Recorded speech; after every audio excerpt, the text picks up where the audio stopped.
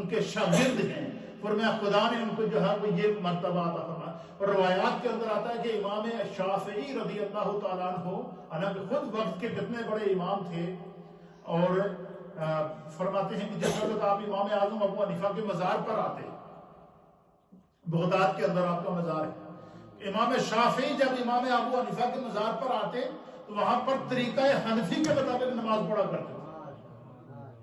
امام شافعی جب امام اعظم ابو حنیفہ کے مزار پر آتے تو وہاں پر جب نماز ادا کرتے تو آپ طریقہ حنفی کے مطابق نماز ادا کرتے۔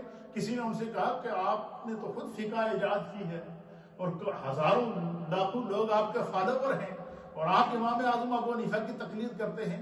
آپ فرماتے ہیں امام اعظم ابو حنیفہ کی بارگاہ میں آ کر اس کے طریقے کو اپنا مجھے حیا آتی ہے اس سے۔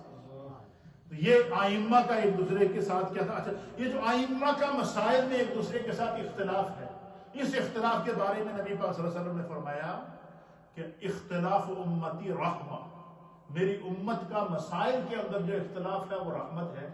اس کے بارے میں آخری بات، اس کے بارے میں میرے استاد محترم حضرت علامہ غلام رسول صاحب سعیدی رحمۃ اللہ تعالیٰ علیہ آپ نے بڑی ایمان افروز بات لکھی ہے۔ آپ نے لکھا کہ یہ جو ائمہ کا آپس میں اختلاف ہے نا، آپ دیکھیں کہ امام شافعی کہتے ہیں کہ تکبیر تحریمہ کہتے ہیں کہ ہاتھوں کو کندھوں تک اٹھا دو، امام اعظم ابو حنیفہ کہتے ہیں کانوں تک اٹھاؤ، بعض ائمہ کے نزدیک ہاتھوں کو سر تک اٹھاؤ۔ اچھا، وہ تینوں اس کے اوپر ایک حدیث پیش کرتے ہیں۔ امام اعظم ابو حنیفہ کہتے ہیں کہ جب میں یہ مسئلہ لکھ رہا تھا نا کہ تکبیر تحریمہ کہتے وقت ہاتھوں کو کانوں تک اٹھاؤ، آپ فرماتے ہیں کہ میں نے جب اس پر غور کیا تو میرے نزدیک تینوں حدیثیں تھیں۔ ایک حدیث میں حضور نے فرمایا کہ ہاتھوں کو کندھوں تک اٹھاؤ، دوسری میں حضور نے فرمایا کانوں تک اٹھاؤ، تیسری میں حضور نے فرمایا کہ ہاتھوں کو سر تک اٹھاؤ۔ تو ایک ہی مسئلے کے مطابق تین روایات تھیں۔ تو حضرت امام اعظم، یہ جو فقیہ ہوتا ہے نا، اس کو دیکھیں اللہ تعالیٰ نے کیسی سمجھ عطا کی ہوتی ہے۔ امام اعظم ابو حنیفہ کہتے ہیں کہ جیسے ہی میں نے اس پر غور کیا نا، آپ فرماتے ہیں اللہ تعالیٰ نے میرا سینہ کھول دیا۔ کیا کہتے ہیں؟ میرا سینہ کھول دیا۔ آپ فرماتے ہیں کہ تکبیر تحریمہ کہتے وقت ہاتھوں کو کانوں تک اٹھاؤ اور اس انداز سے اٹھاؤ کہ ہاتھ کی ہتھیلی انگلی یہ بالکل قبلے کی طرف ہو۔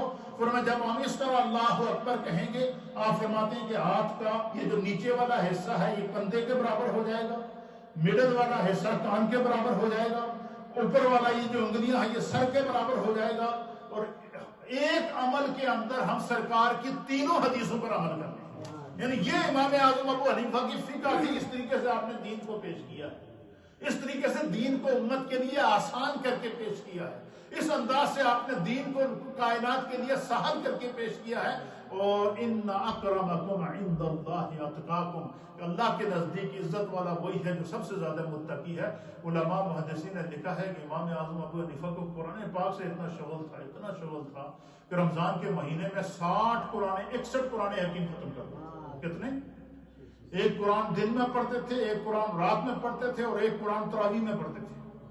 تو 61 قرآن حکیم۔ پھر جس وقت آپ جو اس وقت کا بادشاہ تھا، حاکم تھا، اس نے آپ سے کہا جی کہ آپ نے جو وہ چیف جسٹس بننا ہے، قاضی بننا ہے، تو آپ نے فرمایا میں تو قاضی نہیں بنوں۔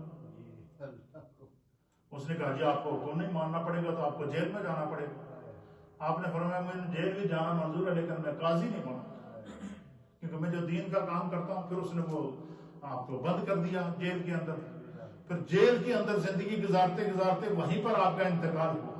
یعنی یہ دیکھیں جو نیک لوگ ہوتے ہیں ان کو کتنی بڑی مشکلات اور آزمائشوں سے گزرنا پڑتا ہے۔ پھر کیا ہوا؟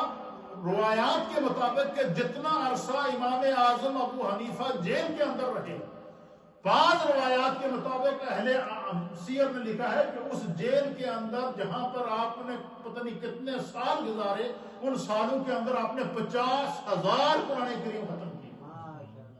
یعنی یہ آپ کی قرآن کے ساتھ شغل اور تعلق کا یہ عالم تھا۔ اللہ تعالیٰ آپ کی قبر انور پر کروڑوں رحمتیں نازل فرمائے۔ بے شمار آپ کے فضائل ہیں، مناقب ہیں، عظمتیں ہیں۔ یہ تو صرف میں نے جو ہے وہ مختصر انداز میں بیان کیا۔ اللہ تعالیٰ اپنی بارگاہ میں قبول فرمائے۔